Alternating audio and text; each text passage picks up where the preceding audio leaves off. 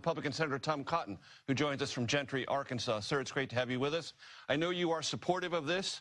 I'm curious if you can let my audience know what you think comes next, what they should be prepared to see, and gauge for themselves, with your help, what success looks like. Sure, Major. Thanks for having me on. I thought the president laid out the objectives in his statement earlier this morning very well.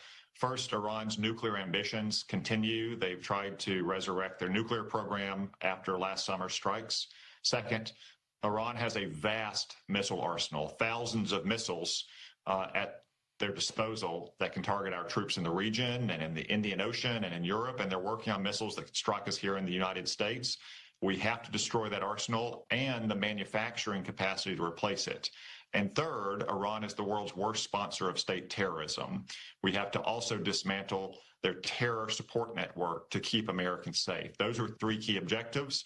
To do all of that is going to take longer than the strikes on their nuclear program last summer. We're probably looking at weeks, not days, of joint efforts by the United States, Israel, and our Arab partners who have also been attacked this morning.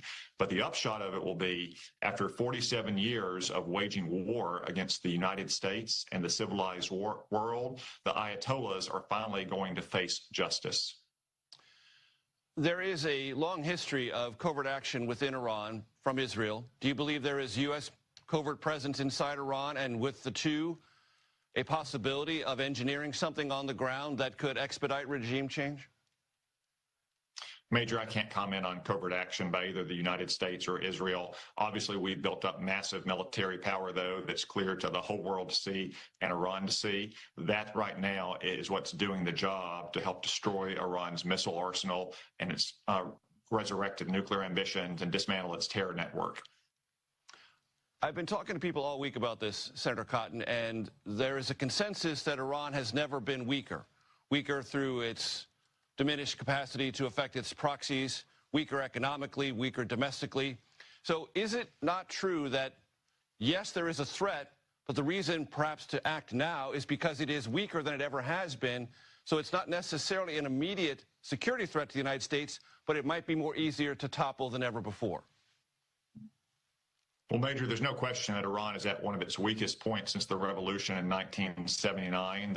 That's thanks to President Trump's authorizing the strikes against their nuclear program last summer. It's also thanks to Israel's amazing bravery and skill since the October 7th atrocity 2.5 years ago to dismantle the terror network on its own border, such as Hezbollah in Lebanon and Hamas in Gaza.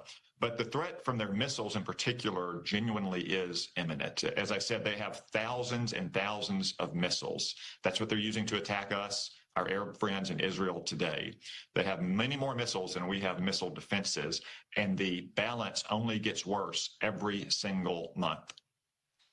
Senator Tom Cotton, Chairman of the Intelligence Committee in the United States Senate, coming to us from Gentry, Arkansas. I appreciate the time, sir, very much. Thank you.